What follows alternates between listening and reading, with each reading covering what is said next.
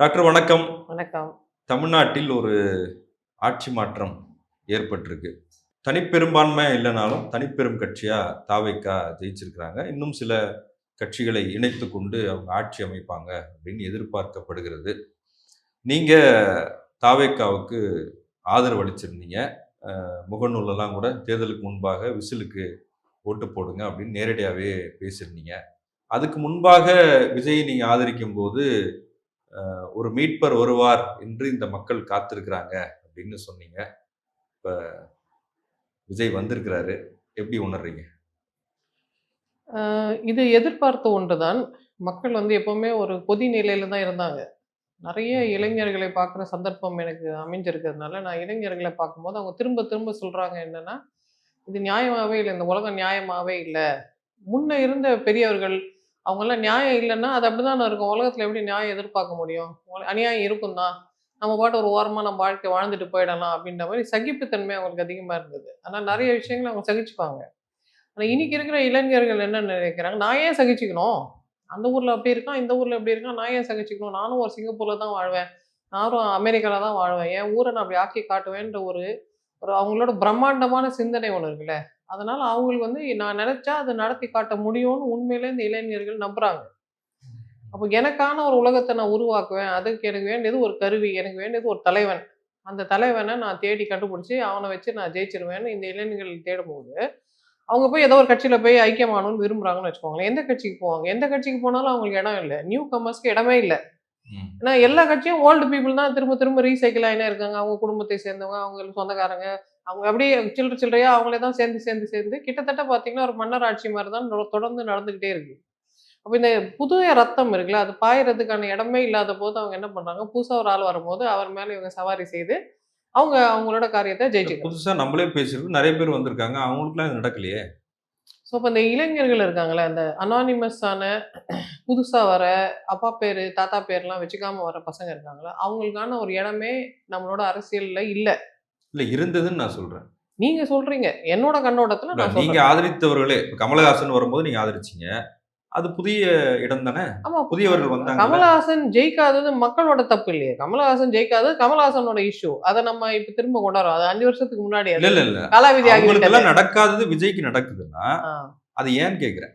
விஜய் மக்கள் எப்படி பார்க்குறாங்கன்னா, தொன்று தொட்டு எங்க எங்கெல்லாம் விஜய்க்கு அனுகூலம் சொல்லப்போனா நடந்தது. இதுக்கு முன்னாடி விஜயகாந்துக்கும் அது நடக்கல. ம். இப்போ இளைஞர்கள பொறுத்தவரைக்கும், அவங்க வீட்ல முன்னெல்லாம் ஒரு வீட்ல ஒரு 5 குழந்தை, 4 குழந்தை, 3 குழந்தை அப்படின்னு இருக்கும். இல்ல அதுக்கு முன்னாடி காலத்துலலாம் 10 குழந்தை, 12 குழந்தை, 8 குழந்தைன்னு இருக்கும். இப்ப 2, 1 தான் இருக்கு. அவர்கள் தான் இந்த தலைமுறை இப்ப கரண்ட் வாக்காளர்களா இருக்கிறாங்க. ஸோ அவங்கள பொறுத்தவரைக்கும் எனக்கு வேண்டியது நான் அடைவேன். ம். அநீதிய நான் பொறுத்துக்க மாட்டேன். எனக்கு ஒரு நியாயம், இன்னொருத்தருக்கு ஒரு நியாயம்ன்றது என் கண்ணு முன்னாடி நடக்கும்போது எனக்கு கோவம் வரும். ம். நான் எதிர்த்து கேட்பேன், தட்டி கேட்பேன். எனக்கு அதுக்கான உரிமை இருக்கு. எனக்கு அதுக்கு உண்டான சுயமரியாதை இருக்கு. இந்த சமூக நீதினா உண்மையான சமூக நீதி எனக்கு குடு அப்படின்னு அவங்க கேட்கறாங்க. ம். அது அவங்க கேட்கும்பொழுது, அவங்க என்ன பார்க்குறாங்க, அப்ப இருக்கிற எக்ஸிஸ்டிங் பொலிட்டிக்கல் பார்ட்டிஸ பார்க்குறாங்க. அப்ப நீ உண்மையிலேயே அத ஃபாலோ பண்ணல. நம்பர் 1 ஃபாலோ பண்ணல. நம்பர் 2 ஃபாலோ பண்ணல. நம்பர் 3 ஃபாலோ பண்ணல. நம்பர் 4ன்னு ஒரு கேரக்டர் இருக்கு. விஜய் இருக்காருன்னா, விஜய்க்கு ஒரு வரலாறே கிடையாது. இவங்க எழுதுறது தான் இனிமே எழுதப் போறது தான் புது வரலாறுன்றதுனால, ஏற்கனவே அவங்களுக்கு இன்கம்பன்சி ஒண்ணுமே கிடையாது. இதுக்கு முன்னாடி அவங்க என்ன பண்ணாங்க? யாருக்கு குடுத்தாங்க? யாருக்கு குடுக்கலன்ற கேள்வியே இல்ல. அவங்க இப்ப தான் ஃப்ரெஷ்ஷா ஸ்லேட்ட தொறக்குறாங்க. அந்த அக்கவுண்ட் புக்கே இப்ப தான் தொறக்குதுன்றதுனால, இவங்கலாம் அதுல சேர்றதுக்கு முயற்சி பண்றாங்க. ம். மத்த கட்சிகள்ல திரும்ப திரும்ப இதே மாரி சீமான் ஆரம்பிக்கும்போது, நீங்க சொன்ன மாரி எத்தனையோ புதியவர்கள் ஆரம்பிக்கும்போது, இது இளைஞர்கள் தொடர்ந்து அவங்கள நோக்கி போயிட்டே இருந்தாங்க. ஆனா இந்த மீடியம் வழியா இப்ப விஜய்ன்றது ஒரு ஒரு ஒரு என்ன சொல்லி இவங்க கொண்டு செலுத்துற ஒரு கேட்டலைசிங் ஃபோர்ஸ். ஆனா அவர் கொண்டு போறது எல்லாம் யாருன்னு நீங்க பார்த்தீங்கன்னா, இளைஞர்களே. இளைஞர்கள்ன்றப்போ நம்ம திரும்ப ஞாபகம் வச்சுக்கணும் சார்.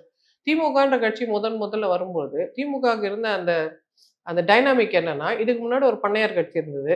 அந்த பண்ணையார்கள் தான் ஆட்சி செய்வாங்க. அந்த பண்ணையார்கள் கிட்ட இருந்து இளைஞர்கள் கட்சியை, ஆட்சியை, அது அரசை எடுக்கிறது தான் அது ஒரு பெரிய அந்த இளைஞர்களோட அந்த கற்பனைக்கு ரொம்ப இனிப்பான ஒரு விஷயமா அது இருந்தது. கிட்டத்தட்ட அதே மாதிரி இப்ப திமுக தான் அந்த பண்ணையார். திமுகவோ, அதிமுகவோ இல்ல ஏற்கனவே எக்ஸிஸ்டிங் பொலிட்டிக்கல் கட்சிகள்ல பண்ணையார் ஆயிட்டாங்க. ம். அந்த பண்ணையார் அரிஸ்டோகிராட்டிக் கிளாஸ் கிட்ட இருந்து நான் புடுங்குறேன் பாரு உன்னோட அந்த அதிகாரத்த. நீ எப்படிடா அதிகாரத்த வச்சுக்கலாம்? நாங்களும் தான்டா எடுத்துப்போம் அதிகாரத்த. பிரெஞ்சு புரட்சி மாதிரியே. நடந்த புரட்சிகள் எல்லாத்துலயும் இதுதான் தீம். ம். ஏற்கனவே அதிகாரத்தை குவித்து வைத்திருந்த மனிதர்கள், அதிகாரமே இல்லாத வர்க்கம், அதிகாரம் இல்லாத வர்க்கம், அதுவும் இளைஞர்கள். ரத்த கொதிப்போட டெஸ்டோஸ்டிரானோட இருக்கிற ஆண்கள், நானும் ஜெயிக்கணும்னு வெறியோட இருக்கிற பெண்கள், இவங்கெல்லாம் சேர்ந்து போய் அவங்க கிட்ட இருந்து அதிகாரத்தை புடுங்கிட்டு, எங்களுது நாங்க எடுத்துப்போம் லிபர்ட்டி, ஈக்குவாலிட்டி, ஃப்ரெட்டர்னிட்டின்னு எஸ்டாப்ளிஷ் பண்ணது திரும்ப திரும்ப நடக்குது பாருங்க. ம். கேரக்டர்ஸ் தான் மாறுது. ஆனா கதை அதுவாவே தான் இருக்கு. இல்ல ஆனா 49ல 1949ல திமுக தொடங்கப்படுது. 67 தான் ஆட்சி பிடிக்கிறாங்க. அப்ப விஜய் மேல இப்ப 2 வருஷம் தான் அவர் கட்சி தொடங்கியாச்சு. இல்ல விஜய் இது மேல இருக்க ஒரு பெரிய இல்ல இல்ல கிரேஸ் இல்ல. இருக்குல்ல. விஜய்ன்ற கதாபாத்திரத்தை விடுங்க சார். விஜயை ம். தவிர வேற விஜய்க்கு வேற ஏதாவது பேர் வச்சு இதே மாதிரி ஒரு கான்டெக்ட் நீங்க கிரியேட் பண்ணீங்கன்னா அந்த நபரும் ஜெயிப்பாங்க. ஏன்னா இன்னைக்கு இருக்கிற அது கான்டெக்ட் எப்படி லாஜிக்கே இல்ல. டெக்னாலஜிக்கல் கான்டெக்ட் என்னன்னா அந்த காலத்துல இல்ல வந்து விஜய்க்காக தான் ஓட்டு விழுந்துன்னு நினைக்கிறீங்களா? அந்த அளவுக்கு ஒரு கவர்ச்சிகரமான ஒரு நடிகர் இத்தனை வருஷம் நடிப்பு மூலியமா மக்களை ஈர்த்தவர். அது விஜய்ன்றது மட்டும் இல்ல. என்டிஆரா இருந்தாலும், எம்ஜிஆரா இருந்தாலும், இனிமே வரக்கூடிய நடிகரா இருந்தாலும், சிவகார்த்திகேயனா இருந்தாலும். யாரா இருந்தாலும் ம். அவங்களுக்கு இது நடக்கும். இல்ல அது சரின்னு நினைக்கிறீங்களா? இல்ல மக்களோட எதிர்பார்ப்பு என்னன்றதை நம்ம முதல்ல புரிஞ்சுக்கணும். இல்ல நம்ம வந்து மக்கள் சரி வந்து நான் விரும்புற நடிகர் ஒருத்தர் தலைமைக்கு வரணும். அவரு சிஎம் ஆயிடணுமே அப்படின்ற ஒரு எதிர்பார்ப்பு இருக்கு அவங்க கிட்ட. இப்ப அது சரியான மனநிலையான்னு இல்ல கேக்குறேன். இல்ல நீங்க தப்பா புரிஞ்சுக்கிறீங்க. மக்கள் அப்படி நினைக்கல. நீங்க ரொம்ப தட்டையா அத ஒண்ணுமே இல்லாத மாதிரி தட்டி விட்டுறீங்க. இல்ல. ஆக்சுவலி மக்கள் என்ன நினைக்கிறாங்கன்னா, எனக்கு நிறைய அதிருப்திகள் இருக்கு. என் மனச புரிஞ்சுகிட்டு, என்னோட பிரச்சனைகளுக்கு எனக்காக ஒருத்தர் வந்து நிக்கணும். அவங்க எனக்குள்ளேருந்து என்னோட ஜனத்தொகையிலேருந்து ஒருத்தர் வரணும். எனக்கு அப்ரோச்சபிளா இருக்கணும். நான் அவங்களோட ஐடென்டிஃபை பண்ணிக்க முடியணும். நான் சொன்னா அவங்க கேட்டுக்கணும். கரெக்ட். நீங்க அப்ரோச்சபிளா இருக்குன்னு சொல்றீங்கல்ல. விஜய் கால் தரையில பட்ட மாதிரியே தெரியல எனக்கு. நீங்க நீங்க நீங்க சொல்லுங்க. விஜய்ன்னு ஒரே ஒரு ஆள வச்சு பேசுறீங்க சார். நான் மக்கள பத்தி பேசுறேன். இல்ல விஜய் தானே ஜெயிச்சிருக்காரு. நீங்க அவர் தானே ஓட்டு போட்டிருக்காங்க. விஜய் எதை what does he signify? What does he stand ஃபார்ன்ற அந்த பெரிய விஷயத்த பத்தி நம்ம கொஞ்சம் பேசலாமே. ம். விஜயை பத்தி மட்டும் ஒரு தனி நபருக்குள்ள அதை சுருக்க கூடாது. பொதுமக்கள் பத்தி நான் இல்ல மக்கள பத்தி இவ்வளவு பேசுறேன். பெரிய மேண்டேட்ட வெற்றியை பத்தி பேசுறேன். விஜய் அடைஞ்சிருக்காரு. அது விஜய்க்கான வெற்றி இல்லையா? விஜய் எங்களை வந்து போய் பறிச்சுட்டு வரல சார். மக்கள் கொடுத்துருக்காங்க அவருக்கு. ஆமா. யாருக்கு மக்கள் ஏன் கொடுத்திருக்காங்க? கொடுத்தாங்க? யாருக்கு கொடுத்தாங்க? மக்கள் ஏன் கொடுத்தாங்க? மக்கள் மனசுல என்ன ஓடுது? அது எப்பதான் நம்ம கத்துக்க போறோம்? இத்தனை கட்சிகள் எப்படி தோத்துது? இவங்க மக்களை பத்தி புரிஞ்சிக்கவே இல்ல. நான் காட்டு கத்தல் கத்தின்னு இருக்கேன். இத்தனை மாசமா நான் சொல்றேன். மக்கள் இப்படிதான் நினைக்கிறாங்க. மக்கள் இப்படி யோசிக்கிறாங்கன்னு சொல்றேன். எல்லாரும் என்னதான் இவங்க மனநலம் குன்றியவர்கள்னு சொன்னாங்க. இல்ல அதுக்கு இப்ப எத்தனையோ மாற்று அரசியல் இருக்கு. நடைமுறையில இருக்கு. அந்த அரசியலை எல்லாம் தேர்ந்தெடுக்காதவங்க விஜயை தேர்ந்தெடுக்கிறாங்கல்ல. அது அரசியல் புரிதல் நீங்க நம்புறீங்களா? அதுல இருக்க லாஜிக் என்ன நீங்க கேட்க விரும்புறீங்களா முதல்ல? Do you want to understand? ஆமா Then கேக்குறேன். let me explain. சொல்லுங்க. சோ மக்கள் தொன்று தொட்டு என்ன நினைக்கிறாங்க சார்? எல்லா காலத்திலயும் அது காந்தியடிகளா இருந்தாலும் காந்திக்கு ஏன் அத்தனை மக்கள் போய் நின்னாங்க? காந்தி யாரோ ஒரு மோகன்தாஸ் அவர்கிட்ட நான் ஏன் போய் நிக்கணும்னு அவர் யோசிச்சிருக்கணும்ல. ஆனா அவர் சவுத் ஆப்பிரிக்கால இருந்து நமக்காக வந்தாரு. அவர் சாதாரண ஆடை தான் அணிஞ்சிக்கிறாரு. அவர் அவ்வளோ பேரிஸ்டருக்கு படிச்ச மனுஷன். ஆனா 3rd கிளாஸ்ல தான் அவர் போவாரு ட்ரெயின்ல. சரி. அவர் நமக்காக பிரச்சனைகளுக்கு பேசுறதுக்காக விஜய் காந்தி வந்தாரு. இல்லையே. இல்ல ஆ. அப்படின்னு அவங்க நினைச்சாங்கல்ல. ம். அதே மாதிரி எல்லா காலத்துலயும் மக்கள் வந்து ஒரு மீட்பருக்காக காத்துக்கிட்டே இருக்காங்க. அந்த மீட்பர் வந்து புத்தரா இருக்கலாம், மகாவீரரா இருக்கலாம், இயேசு கிறிஸ்துவா இருக்கலாம், நபிகள் நாயகமா இருக்கலாம், ரமண மகரிஷியா இருக்கலாம். எல்லா காலத்திலும் அது பசவண்ணாவா இருக்கலாம், ஸ்ரீநாராயண குருவா இருக்கலாம். யாரோ ஒருத்தர் வந்து என்னை காப்பாத்துவாங்க. ஏன்னா எனக்கு வந்து நான் ஹெல்ப்லெஸ்ஸா இருக்கிறேன். இந்த பிரச்சனையில நான் மாட்டிட்டு இருக்கேன். இந்த பிரச்சனைக்குள்ள இருக்கிற என்னால என்னை காப்பாத்திக்க முடியாது. இந்த பிரச்சனை இல்லாம வெளியில ஒருத்தர் இருக்காருல்ல, எனக்காக இறங்கி வர்றாருல்ல, அவர்கிட்ட இருக்கிற சொகுசான இல்ல வாழ்க்கையை மக்கள் விட்டு கொடுத்து மனநிலையை நீங்க சொல்றீங்க. யதார்த்த மனநிலையை சொல்றீங்க. பட் ஒரு மீட்பர் வந்து காப்பாத்திடுவார் நம்புறீங்களா? நீங்க நம்புறீங்களா? மீட்பர் இருக்கிறாருன்ற அந்த நம்பிக்கையில அவங்களே பொங்கி எழுந்து வந்து மீட்பர் மீட்பர் எப்படி மீட்பாரு? எந்த மீட்பரும் உண்மையில ஜீசஸ் கிரைஸ்ட் போய் யாரெல்லாம் காப்பாத்தினார்? யாரையும் காப்பாத்தல. அவரே செத்து போயிட்டாரு. அவரே சிலுவை அடைஞ்சிட்டாங்க. ஆனா ஜீசஸ் பேரை வச்சுக்கிட்டு நம்மளால எல்லாரையும் காப்பாற்ற முடியுது இல்ல. அது மாதிரி நமக்கு வேண்டியதெல்லாம் ஒரு ஆளு, ஒரு கேரக்டர். அவரை வச்சு இப்போ கடவுள் வந்து யாரை சார் காப்பாத்துறாரு? ஆனா மக்கள் திரும்ப திரும்ப கடவுள் காப்பாத்துவார்னு ஏன் சொல்றாங்க? இல்ல உடனே விஜய் நீங்க கேட்பீங்க இல்ல விஜய் வந்து ஒரு விஜயே வந்து கடவுளா? கடவுள் காப்பாத்துவார் தான் நினைக்கிறாரு போல. சோ அப்ப மக்களுக்கு வேண்டியது ஒரு நம்பிக்கை, ஒரு அடையாள சின்னம். இதை வச்சு இதை இருக்கிறதுனால ஓகே நமக்கு ஏதோ ஒரு ஹோப் இருக்கு போல இருக்கு. இப்ப நான் என்னோட போராட்டத்தை நான் தொடங்குறேன். என்னால முடிஞ்சது நான் செய்யறேன். அதுக்கு முன்னாடி அவங்க என்ன நினைப்பாங்க? என்ன பண்ணாலும் இது தேராது போல இருக்கு. அப்ப சும்மா இருப்போம். சர்வைவல் மட்டும்தான் முக்கியம். அடங்கிட்டு இருப்போம் அப்படின்னு இருந்தவங்க, ஒரு சின்ன ஒளி தெரியுது. அப்ப நானும் கொஞ்சம் போராடலாம் போல இருக்குன்னு they want to increase the strength. திடீர்னு எக்ஸ்போனென்ஷியலா அவங்களோட பவர் இன்க்ரீஸ் ஆகுது. எதனால இன்க்ரீஸ் ஆகுது? இந்த ஆள் ஒருத்தர் இருக்காருன்ற அந்த ஒரே ஒரு எண்ணம் அவங்களுக்கு பவரை ஏத்தி தருதுன்னா, அதுதான் மனிதர்களோட ஸ்பெஷாலிட்டி. ஒருத்தர் நமக்காக இறங்கி வருவாங்க, அவங்களோட வசதிகளை விட்டுட்டு வருவாங்க அப்படின்ற அந்த ஒரே ஒரு எண்ணம், அந்த ஒரு தகவல் இருந்தா போதும், இவங்க கடகடன்னு அவங்க வேலை செய்ய ஆரம்பிச்சிடுறாங்க. அப்ப வேற வேற காலத்துல வேற வேற கதாநாயகர், யுக புருஷர்கள் வந்து, யுக புருஷிகள் வந்து, யுக பெண்கள் வந்து எல்லாரும் இதை செய்திருக்கிறாங்க. இப்ப நமக்கு தமிழ்நாட்டுக்கு விஜய் வந்து இருக்கிறார். அதை மக்கள் பயன்படுத்திக்கிட்டாங்க. நீங்க மக்கள் எவ்வளவு ஸ்மார்ட்ன்றதை ஜட்ஜே பண்ண மாட்டேன்றீங்க. மக்கள் தெரியாம இருக்கிறாங்க, மக்கள் வந்து தற்கொலை ஆயிட்டாங்க, மக்கள் அணில் ஆயிட்டாங்க, மக்களுக்கு அறிவே இல்லை, மக்களுக்கு நன்றியே இல்லை. இதெல்லாம் என்ன பேச்சு? நீங்க நன்றி கடன் பட்டிருக்கிறீங்க. நாங்க உங்களுக்கு ஓட்டு போட்டோம். இல்லன்னா நீங்க யாரு? உங்களுக்கு யாரையாவது தெரியுமா? நீங்க சொன்ன இத்தனை அரசியல் கட்சி தலைவர்கள், இந்த நாட்டுல இத்தனை ஜனத்தொகை இருக்கே, இந்த நபர்களோட பேர் எத்தனை தடவை நம்ம கேள்விப்பட்டிருப்போம். இவங்களெல்லாம் யாராவது திரும்பி பார்த்திருப்பாங்களா? நாங்க ஓட்டு போட்டு உங்களை உட்கார வச்சிருக்கோம். நீங்க எங்களை பார்த்து நன்றி இருக்குதா உங்களுக்கு எல்லாம் கேட்குறீங்க. இந்த ஃபேஷிச மனப்பான்மை தான் உங்க வீட்டுது. எப்படி உங்களுக்கு அவ்வளவு தைரியம் வருது மக்களை பார்த்து நன்றி கேட்டவர்கள்னு சொல்றதுக்கு? நாங்க தானே எஜமான். யார் சொன்னது? எவ்வளவு பேர் சொல்றாங்க. திமுக சேர்ந்த எல்லாரும் இப்ப சொல்றாங்க நீங்களாம் நன்றி கேட்டவங்க, நீங்களாம் நாசமா போயிடுவீங்க, அவனை நம்பி போவாங்க. இந்த லெவல்ல இல்ல இதெல்லாம் ப்ரொஃபஷனல் ஒரு அரசியல்வாதி பேசுற பேச்சா? இல்ல எந்த நேரடி திமுக, அதாவது நீங்க சோசியல் மீடியால வர வாய்ஸ் எல்லாம் நேரடி திமுக வாய்ஸாவே எடுத்துக்கிறீங்க. அதான் பிரச்சனை. அவங்க திமுக சார்பா தானே பேசுறாங்க. இவங்களெல்லாம் நீங்க கண்டிக்க அவங்க வேண்டியது, பதில் சொல்லலாம். இதெல்லாம் கண்டிக்க வேண்டியது யாரோட வேலை? இல்ல அதெல்லாம் திமுக அணுகுல எழுதுவீங்களா? அவங்க திமுக சார்பா தானே சார் பேசுனாங்க. யாரு என்ன பேசினாலும் நேரா வந்து கடவுளே பேசுவார். ஞான சம்பந்தர் தான் பாடுவாரு. ஞான சம்பந்தர் பாடினதான் நாங்க கேட்போம். ஏன்பா இப்படி பாடினா, தப்பா பண்ணிருக்கேன்னு கேட்போம். அது யார் சார்பா கேட்கிறோம்? அப்படித்தானே நீங்க எடுத்துக்கணும். அப்ப இந்த மாதிரி ஒரு ஆட்டிடியூட் இருக்குல்ல, எங்களை எதிர்த்து பேசினா உங்களை வந்து மனநலம் சரியில்லாதவர்கள் சொல்லுவோம், நன்றி கெட்டவர்கள்னு சொல்லுவோம், அறிவு கெட்டவர்கள்னு சொல்லுவோம், உனக்கு ஒண்ணுமே தெரியல, குரங்கு கையில பூமாலையை கொடுத்தா மாதிரின்னு எழுதுறாங்க. யாரு குரங்குங்க? யாரை நீங்க குரங்குன்னு சொல்றீங்க? இது பிராமணிசம் இல்லையா? பிராமணர்கள் முதல்ல கல்விக்கு மத்தவங்க வரும்போது என்ன சொன்னாங்க? இவங்களுக்குலாம் படிப்பே வராது, இவங்களுக்கு எதுக்கு கல்வியை கொடுத்தீங்க, இவங்களுக்கு எதுக்கு அதிகாரம் கொடுத்தீங்க, இவங்கெல்லாம் அதை பாழாக்கிடுவாங்க, இவங்களுக்கு அதோட அருமையே தெரியாது அப்படிதான் சொன்னாங்க. இப்போ திமுக சார்ந்த வாடகை வாய்கள் என்ன இதை தானே பேசுது. நீங்க என்ன சனாதனத்தை பத்தி பேசுறீங்க? நீங்களும் சனாதனி தானே, நீங்களும் தான் ஃபேஷிசம் பேசுறீங்க, நீங்களும் தான் சுப்ரீமசி பேசுறீங்க, நீங்களும் தான் எங்களுக்கு மட்டும் தாங்க தெரியும், வேற யாருக்குமே தெரியாதுங்கன்னு சொல்றீங்க. அதுவும் எல்லாத்தையோட கேவலமான வார்த்தை என்னன்னா, யாரையுமே மனநலம் பாதிக்கப்பட்டவருன்னு சொல்றது ரொம்ப கேவலமான ஒரு வசை சொல்லக்கூடாது. உண்மையிலே மனநலம் பாதிக்கப்பட்டவங்களை கூட நீங்க சொல்லக்கூடாது. உங்க அரசியல் கட்சி தலைவர் தான் சொன்னாரு, அவங்க டிஃபரெண்ட்லி ஏபிள்டு பீப்புள் என்னன்னு சொன்னாரு அவரு? மாற்றுத்திறனாளி அப்படின்ற பேர் அவர் தான் சொன்னாரு. ஆமா. அப்ப எப்படி நீங்க ஒரு கருத்தை மாத்தி சொன்னதுக்காக எல்லாரையும் நீங்க மனநலம் குன்றியவர்கள், அதுவும் மனநல மருத்துவர் கூட மனநலம் குன்றியவர் அப்படின்னு சொல்றதெல்லாம் வந்து எந்த வகையில நியாயம்? அவங்களை இழிவுபடுத்துறது எந்த வகையில நியாயம்? இப்படி ஒட்டுமொத்தமா எல்லாரும் வாய் அடிச்சுட்டே இருந்தா மக்கள் வேடிக்கை பார்த்துட்டு இருப்பாங்களா? அவங்களுக்கு சந்தர்ப்பம் வரும்போது திரும்ப அடிச்சுட்டாங்க அவங்க. இப்ப ஐயோ அவரை அழ வச்சிட்டீங்களே, அவர் அப்படி பண்ணிட்டீங்களே அப்படின்னா நீங்க எப்படி மத்தவங்களை பண்ணீங்க? இல்ல இது திமுக மீதான வெறுப்புன்னு தான் நினைக்கிறீங்களா? இது திமுக மேல இருக்கிற வெறுப்பு தான். விஜய் மீதான அன்பு இல்ல.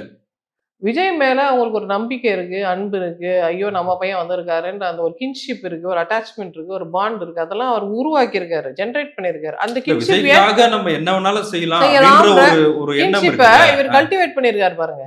எப்படி அது எப்படி நல்லதுன்னு நீங்க ஒரு மனநல மருத்துவரா சொல்றீங்க? அது நல்லதுன்னு நான் சொல்லல சார். அப்படி கல்டிவேட் ஆயிடுச்சு. அது யாருக்காகவும் ஆகியிருக்கும். உதயநிதி கூட அது ஆயிருக்கும். ஏன் உதயநிதி அதை செய்யவே இல்லை? விஜய்க்கு துடிக்கிற இவ்வளவு மக்கள், உதயநிதி நடிகர் தானே. ஒரு விஜய் அளவுக்கு பெரிய நடிகர் இல்லையே. அவ்வளவு பெரிய நடிகர் இல்லையா? விஜய் அளவுக்கு பெரிய நடிகர். அவர் விஜய்க்கே முதலாளி சார். விஜய் வச்சு படம் எடுக்கிறவர். அவர் படம் எடுக்கிறாரு, நடிக்கிறாரு, டான்ஸ் ஆடுறாரு. விஜய் விட பெரிய கெட்டிக்காரர் தானே அவரு. அவரு ஓட்டாத காரா, அவரு ஓட்டாத கார் ரேஸா, அவர் பண்ணாததா? கம்பேர் பண்ணும்போது விஜய் வந்து ஒரு சூப்பர் ஸ்டார் தானே. அதை நம்ம ஒத்துக்கிட்டு தானே ஆகணும். ஒரு நடிகரா ஒரு பெரிய நடிகர் தான். அப்ப 2 ஸ்பெசிபின் எங்க முன்னாடி வச்சுட்டு நீங்களே சொல்றீங்க இது சூப்பர்னு. அப்ப நாங்க அதை தானே சூஸ் பண்ணுவோம். நடிப்புல நாங்க ஏன் சாதாவை சூஸ் பண்ணுவோம்? நடிப்புல தானே சொல்றோம். எதுவா இருந்தாலும் இதுல சூப்பரா இருந்ததுன்னா அதுலயும் சூப்பரா இருக்கும். அடுத்து ஒரு சூப்பர் நடிகர் வந்தா ஓகேவான்னு கேக்குறேன். நடிகர்ன்றதுனால மட்டும் இல்ல சார். நீங்க மக்களோட சாய்ஸை மறுபடியும் கொச்சைப்படுத்தாதீங்க. விஜய் ஒரு நடிகர்ன்றதுனால அவர் தேர்வு செய்யல. அவர் எதை நமக்காக விட்டு கொடுத்துட்டு வந்தாரு? What is the cost? What is he giving up for us? அதுதான் மெஷர்மெண்ட். அவர் யாருன்றது மெஷர்மெண்ட். மகாத்மா காந்தி ஒரு நடிகரா இல்ல. மோகன்தாஸ் கரம்சந்த் காந்தியை நம்பியவன் இவ்வளவு பேர் போனாங்க. அவர் நடிகரே இல்லையே. அவர் சும்மா எங்க இருந்து ஒரு பேரிஸ்டர். அவங்க பார்த்தது கூட கிடையாது. சவுத் ஆப்பிரிக்கால அவர் என்ன பண்ணா நீங்க வேடிக்கை பார்த்துட்டு இருந்தாங்களா? இன்னைக்கு மகாத்மா காந்தி இல்லையா? அது மாதிரி விஜய் போய் வந்து மாலை போட்டார்ல நல்ல கண்ணுக்கு, அவரை மக்கள் ஆதரிச்சாங்களா? அப்போ மக்களோட எதிர்பார்ப்பு என்னன்னா, முதல்ல நீ பெரிய ஆளா இருக்கணும். நீ பெரிய ஆளா இருக்கிறது, நீ அதை எங்களுக்காக விட்டு கொடுத்துரு. நீங்க மக்கள் மகாவீரர்கிட்ட எதிர்பார்த்தது, புத்தர்கிட்ட எதிர்பார்த்து அதை தான் இன்னும் ஜோசப் விஜய் கிட்டே எதிர்பார்க்கறாங்க. மக்கள் மாறவே இல்லை சார். எல்லா காலத்திலும் ஒரே விஷயத்த தான் எதிர்பார்க்கறாங்க. நீ பெரிய ஆளா இருக்கணும், திறமை வாய்ந்தவனா இருக்கணும். ஈவன் நவ் நீங்க பாத்தீங்கன்னா நிறைய இப்போ நிறைய காமனா நீங்க பாத்தீங்கன்னா தமிழ்நாட்டுல ரொம்ப ஸ்ட்ராங்கா நீங்க பாப்பீங்க. அவங்களுக்கு குடும்ப வாழ்க்கையே இருக்காது.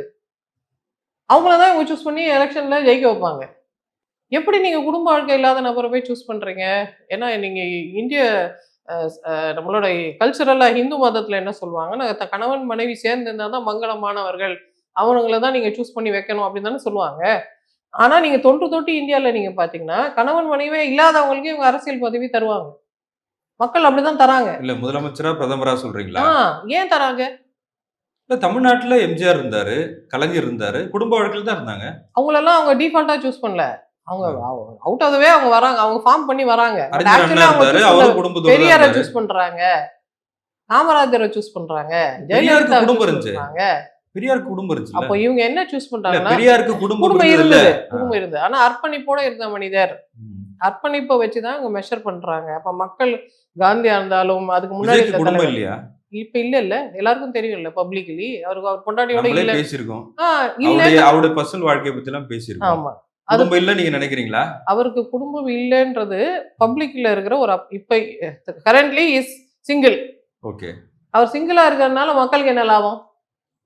ம். மக்கள் எப்படி யோசிக்கிறாங்கன்னா, அப்போ உனக்கு எதுவும் இல்லல்ல, எனக்காக நீ வேலை செய்யன்னு யோசிக்கிறாங்க. இல்ல இது வந்து ஓ மக்கள் அவ்வளோ விவரமானவர்கள் நீங்க தயவு செய்து புரிஞ்சுக்கோங்க சார். தெரியல. ஓகே. இப்ப நான் வந்து நான் உங்கள அப்படி நான் நினைக்கல. நான் வந்து கேட்கிறேன் சார், நான் ஒரு நிறுவனம் நடத்துறேன். நீங்க வந்து எனக்கு ஒரு நன்கொடை குடுங்கன்னு நான் கேட்கிறேன்னு வச்சுக்கோங்களேன். நீங்க உடனே நீங்க யாரு? நீங்க என்ன பண்றீங்க? நீங்க என்ன எத்தன வருஷம் இங்க இருந்திருக்கிறீங்க? எங்களுக்காக என்ன செய்வீங்க? அந்த நிறுவனம் என்ன செய்யுது? நீங்க நைஸா உங்க குழந்தைக்கு போய் குடுத்துருவீங்களா? உங்க வீட்ல இருக்கிற யாருக்காவது போய் குடுத்துருவீங்களா? யார் உங்க டிபெண்டன்ட்? அப்படிலாம் தெரிஞ்சுக்கிட்டு, இவங்களுக்கு டிபெண்டன்ட் இல்லன்னா, அப்புறம் தான் நன்கொடை குடுக்க அவங்க தயாரா இருக்கிறாங்க. இல்ல பர்சனல் அப்படி வாழ்க்கைய பத்திலாம் நம்ம பேச வேண்டாம். நான் ஒரு நபர சொல்லல சார். பொது மக்களோட மனப்பான்மைய சொல்றேன். ம். இல்லையா? அப்ப மக்கள் என்ன நினைக்கிறாங்கன்னா, நான் உன் மேல ஒரு அன்பை செலுத்துறேன், நம்பிக்கையை செலுத்துறேன். அது எதற்காக பயன்படுத்துவாய் நீ? நீ யாருக்காவது போய் குடுத்துருவியா? நீ யாருக்கும் குடுக்க மாட்ட. நீ பதிலுக்கு எனக்கு தான் விசுவாசமா இருப்ப. எனக்கு வேலை செய்ய தான் நீ வந்திருக்கிறியா? அப்ப சரி உன்ன நம்பி நான் உனக்கு ஒரு சான்ஸ் குடுக்குறேன் அப்படின்னு மக்கள் நினைக்கிறாங்க. அப்ப மக்களோட கால்குலேஷன் ரொம்ப எக்ஸாக்ட்டா இருக்கு. நம்ம அவங்க இமோஷனலா அப்பனா அவங்க பண்றாங்க. ஸ்டாலின தேர்ந்தெடுத்துக்கவே கூடாதே. ஆமா தேர்ந்தெடுத்திருக்க கூடாது. எப்படி கரெக்ட் தான். தேர்ந்தெடுத்தாங்க? அதான் இப்ப தேர்ந்தெடுக்கலையே. போன முறை எப்படி ஆச்சு அது? போன தடவையும் அவங்களுக்கு வேற சூழ்நிலை இருந்தது. அதனால தேர்ந்தெடுத்தாங்க. பட் எப்பவுமே அவங்களுக்கு ஒரு சாய்ஸ் இருக்கு. அவைலபிலிட்டி ஆஃப் மல்டிபிள் சாய்ஸஸ் போன முறை இருக்குன்றப்போ சாய்ஸ் இருந்துச்சே. கமலஹாசன் இருந்தாரு, ஆ, சீமான் நீங்க இருந்தாரு. அவங்க மெஜாரிட்டி எப்ப எப்படி சூஸ் பண்றாங்கன்னு பாருங்களேன். வரலாற்று ரீதியா பாருங்க. வெறும் தமிழ்நாடு பாலிடிக்ஸ மட்டும் பார்க்காதீங்க. எல்லா உலகத்திலயும் போப்ப ஏன் கல்யாணம் பண்ணாத ஆளு சூஸ் பண்றாங்க? நான் உனக்குன்னு ஒண்ணு இருக்கக்கூடாது. நீ எனக்காக ஒண்ணு ஒப்படைச்சுட்ட. எனக்காக விட்டு குடுத்துட்டு வான்னு அவங்க கேட்கறாங்க. எல்லா ஊர்லயும் அந்த மாரி ஒரு உயர்ந்த பதவிக்கு போற மனிதர் எல்லாத்தையும் விட்டு குடுத்துட்டு வரணும்னு அவங்க நினைக்கிறாங்க. அப்படி விட்டு குடுத்துட்டு வர மனிதருக்கு தான் நாங்க எங்க வாழ்க்கைய குடுப்போம், எங்க நம்பிக்கைய குடுப்போம். உன்னை எதுக்கு நான் நம்பணும்? நீ எங்களுக்காக என்ன செய்துட்டன்ற கேள்வி மக்களுக்கு எப்பவுமே இருக்கு. அந்த கேள்விக்கு பதில் சொல்றவங்களுக்கு, சரியான பதில் சொல்றவங்களுக்கு இவங்க அதிகமான அன்பை குடுக்குறாங்க, நம்பிக்கை செலுத்துறாங்க. அப்ப இதுல ஒரு டிரான்சாக்ஷன் இருக்கு. அந்த டிரான்சாக்ஷன் வந்து அவர் வசீகரம் இல்லை. எல்லாரும் தப்பா சொல்றாங்க. விஜய் வந்து வசீகரமா இருக்காரு. இந்த பெண்கள்லாம் போய் அவர் மேல கவர்ச்சியில போய் விழறாங்க. விஜய் ஒரு செக்ஸ் சிம்பல்னே கவர்ச்சின்னு சில பேர் சொல்றது யூஸ் இல்ல. பண்றாங்க. ஒரு அன்பு இருக்கு அவர் மேல. அப்போ ஒரிஜினலி அந்த ஏன்னா நானே ஒரு வீடியோ பேசும்போது எந்த வார்த்தையை தேர்ந்தெடுக்கிறதுன்றது ரொம்ப குழப்பமாயிடுச்சு. அது கவர்ச்சியா, ஆசையா அப்படின்றலாம். அன்புன்ற வார்த்தை சரியா இருக்கும்னு நினைக்கிறேன். அவங்க அன்பு செலுத்துறாங்க விஜய் மேல. மோகன்தாஸ் கரம்சந்த் காந்தி மேல என்ன உணர்வை மக்கள் வைத்தார்களோ, அதே உணர்வை தான் ஜோசப் விஜய் மேலயும் அவங்க வைக்கிறாங்க. ம். அந்த மோகன்தாஸ் கரம்சந்த் காந்தி சினிமா நடிகர் கிடையாது. கிடையாது. ஆனா அந்த காலத்துல ஒரு சூப்பர் ஸ்டார். எப்படி? ஓகே. ஏன்னா பத்திரிக்கையில வரும். அங்க ஒருத்தர் இருக்காரு இந்தியன். அவர் வந்து அங்க சத்தியாகிரகம் பண்றாரு, உண்ணாவிரதம் இருக்கிறாரு. அங்க ஸ்தம்பிச்சு போச்சு அப்படின்னா, இவங்களுக்கு தெரிய வருது. ஓ! இப்படியெல்லாம் பண்ணலாமா? புதுசா ஏதோ பண்றாரு. அவர் எப்ப இந்தியாவுக்கு வருவாரு? நாங்க எப்ப அவர பார்க்கலான்னு அந்த காலத்து சூப்பர் ஸ்டார் காந்தி தான். இல்ல அவர் காந்தியா, நேருவான்றது அவருடைய செயல்பாடுகள்ல தெரியும். நம்ம தொடர்ச்சியா பேச தான் போறோம். அப்போ மக்கள் என்ன நினைக்கிறாங்க? நீங்க மக்கள தயவு செய்து கொச்சைப்படுத்துறத நிறுத்திக்கணும். மக்கள் சரியா தான் முடிவு பண்றாங்க. மக்கள் எல்லா காலத்திலும் ஒரே ஒரு கோட்பாடு தான். நீ எனக்காக என்னத்த விட்டு குடுத்த? எனக்கு நீ என்ன செய்வ? உன்னை எதுக்கு நான் நம்பணும்னு கராரான கேள்விகள் கேட்கறாங்க. நான் உனக்கு ஓட் போட்டா உன் பையன கொண்டாந்து உட்கார வைப்பேன்னா, உனக்கு ஓட் போட முடியாதுயான்னு சொல்றாங்க. மக்கள் எவ்வளவு புத்திசாலிகள் புரிஞ்சுக்கோங்க. இப்ப செல்வி ஜெயலலிதா கூட வாரிசு இல்ல. அதெல்லாம் தேர்ந்தெடுத்தாங்கன்னு சொல்றீங்களா? ஆமா. வாரிசு இல்லாம பல கோடி ரூபாய் சொத்து கொள்ளடிக்கலாமா? அத மக்கள் ஏத்துக்குவாங்களா? ஏத்துக்கலையே. ஏத்துக்கிட்டாங்களே. இல்லையே. 2016ல இல்லையே. மீண்டும் முதலமைச்சர் ஆனாங்க சிறைக்கு போயிட்டு வந்து. அப்படிதான் மக்கள் முடிவு பண்றாங்க. அவங்க முதல் தடவை அங்க ஆட்சி செய்யும்போது அவங்க ஒட்டியானம்லாம் போட்டுட்டு ஒரு போட்டோ போஸ்ட் பண்ணாங்க பாத்தீங்களா? அப்ப மக்கள் உடனே அம்மா ஒட்டியானம் ரொம்ப நல்லா இருக்குமா, அடுத்த தடவை நீ வாம்மான்னு கூப்பிட்டாங்களா? உன்னை எதுக்கு கூப்பிட்ட, நீ என்ன ஒட்டியானம் போட்டுன்னு இருக்கேன்னு சொல்லிட்டு உடனே அவங்க ரிஜெக்ட் பண்ணாங்க. 96ல. அப்ப மக்கள் எப்பவுமே ஜட்ஜ் பண்றாங்க. 91. நான் உனக்கு ஒரு பதவி கொடுத்தா நீ அதை அபியூஸ் பண்ணக்கூடாது, உன் பசங்களுக்கு அதை கொடுக்க கூடாது, நாங்க கொடுத்துருக்கோம் உனக்கு பதவிய, வேலையை மட்டும் பாரு அப்படின்றதுல மக்கள் தெளிவா இருக்கிறாங்க சார். ஏன்னா இவங்க என்ன நினைக்கிறாங்கன்னா, ஓ நீங்க பதவி கொடுத்துட்டா நீங்க நீங்க வந்து நன்றி கடனோட இருக்கணும், நாங்க தான் உங்களுக்கு சாப்பாடு போட்டோம்னு சொல்றாங்க. இதெல்லாம் ஓவரான அதெல்லாம் பேச்சா இல்லையா? யாரை பார்த்து நீங்க சாப்பாடு அதெல்லாம் போட்டதா ஏத்துக்க சொல்றீங்க? முடியாத ஆ. கருத்து.